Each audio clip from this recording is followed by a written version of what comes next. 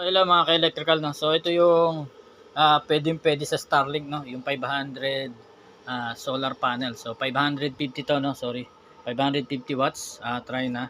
Then yung controller niya ito, hybrid setup, no? So kung wala namang kuryente doon, so walang problema pa rin. Pwedeng off-grid to dahil hybrid nga to, no? So para ma-sustain mo sa maghapon, so kailangan mo ng isang 500 solar panel, then isang aparato na hybrid setup, no? Then pag sa gabi, kung gusto mo talaga siyang 24 hours hanggang gabi, no? So hanggang dalawang battery na 100 Ah pwede, parallel connection. Kaya niya nang i-sustain yun hanggang gabi dahil yung inverter natin dito ay 1000 watts, no? So 12 volt system. So yan yung aparato natin para sa uh, Starlink. Okay. So 500 watts, 550 watts